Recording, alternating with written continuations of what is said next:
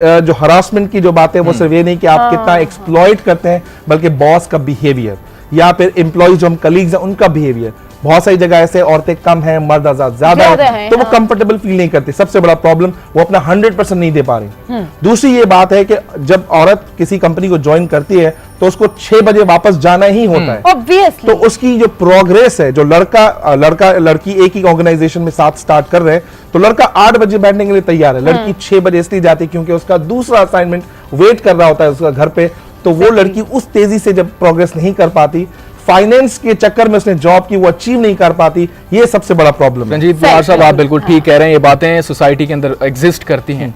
सवाल मेरा ये है कि ये तब्दील कैसे होगा, ये माइंडसेट कैसे तब्दील होगा, ये अप्रोच हम कैसे तब्दील करेंगे कि ख़वातीन को बराबर की नुमाइंदगी दी जाए और ताकि ख़वातीन भी फ्लरिश कर सकें। और साथ साथ इसमें यह भी ऐड कीजिएगा, जो ख़वातीन काम करती हैं उन पर आम तौर पर यह कहा जाता है कि फैमिली को निगलेक्ट कर रही है, बच्चों को निगलेक्ट कर रही है। जी, तो आप मेरे ख्याल से निगलेक्ट पता नहीं किसको कह रहे हैं, मैं नहीं समझता निगलेक्ट कर रही हैं। अगर निगलेक्ट की बात हो रही है तो मर्द भी उतना ही, अगर निगलेक्ट आप कह रहे हैं, मैं निगलेक्ट नहीं कहता।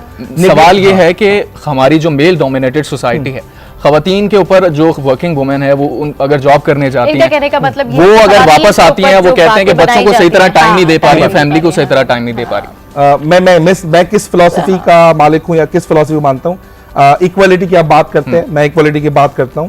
तो जब बच्चे पालने की बात आती है तो वहां इन इक्वालिटी क्यों मां की सिर्फ जिम्मेदारी बन जाती है। तो वो शिफ्टिंग पैराडाइम में ये ऐड करना चाहता हूं व्यूअर्स को, जितने भी अभी सुन रहे हैं, कि आपको इक्वल रिस्पॉन्सिबिलिटी लेनी पड़ेगी। ठीक है, आप घर पहुंचते हैं 8 बजे, वो भी पहुंच रही है 8 बजे, आप भी पहुंच रहे हैं। आपने कितना काम किया वो भी हमें पता है, इसने कितना काम किया वो भी आपको पता है।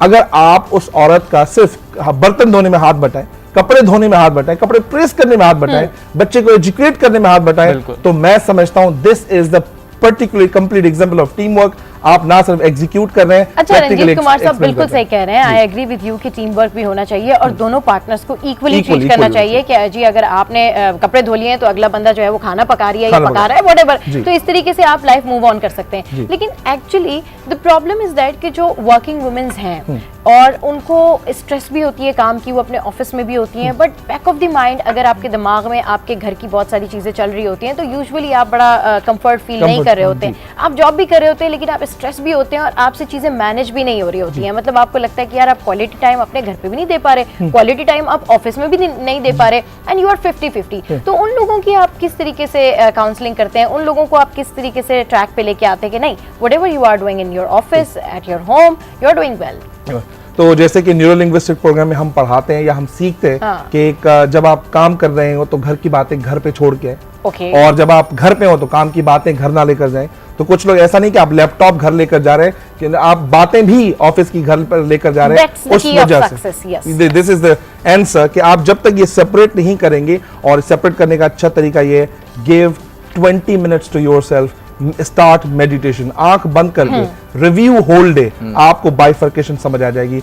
आजकल के लोग क्या है, प्रेयर्स को भी टाइम नहीं देते, मेडिटेशन को टाइम नहीं देते, स्ट्रेस उन पे हावी हो जाता है। रंजीत भाई, आप ये कह रहे हैं कि प्रोफेशनल और पर्सनल लाइफ को अलग-अलग रखने की जरूरत है, तभी जाके सक्सेस मिल सकती है। अच्छा, मुझे ये बताइएगा कि आप जो अभी तक जितनी बात हुई है उसमें जॉब का बहुत ज्यादा जिक्र आ रहा है, लेकिन एक ट्रेंड अब उभरता हुआ एंटरप्रेन्योरशिप का भी है पाकिस्तान के अंदर। खवातीन को सिर्फ जॉब तक ही क्यों महदूद रखने की कोशिश की जाती है, या एक आम तासुर ये पाया जाता है, खवातीन को बिजनेसेस की तरफ क्यों नहीं राग़िब किया जाता? तो बहुत सारे प्रोग्राम अभी प्राइवेट यूनिवर्सिटी ने स्टार्ट किया, और संडे का अखबार अगर वो पढ़ते हैं तो मैं समझूंगा कि वहां पर वुमेन्स के लिए अलग से प्रोग्राम जनरेट किए जाते हैं।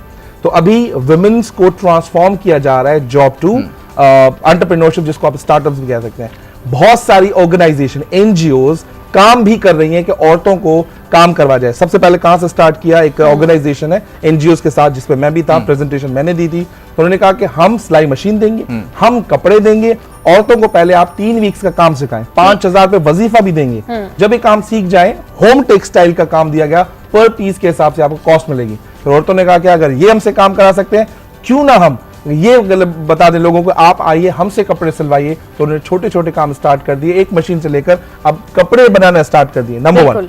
दूसरा, एक औरत है, मतलब वो भी इसी तरह का काम कर रही है, वो कहती है कि आप अपने ट्रेडिशनल ड्रेसेस आप बनवाएं, हम इनको एक्सपोर्ट करेंगे, जितने रिटर्न्स होंगे 50% आपका, साहब आपकी बात से बिल्कुल मैं अग्री करती हूँ। जहाँ तक आपने खवातीन के हवाले से बात की तो मेरे ख्याल में बहुत ज़बरदस्त आपने बातें की हैं, और आज वो तमाम लोग जो बड़े करियर कॉन्शियस हैं, वो तमाम खवातीन जो बड़ी करियर कॉन्शियस हैं, उनको ये बात तो समझ में आ गई होगी कि प्रोफेशनल लाइफ को पर्सनल लाइफ से बिल्कुल अलग रखना चाहिए, और यही आपके काम की सक्सेस है।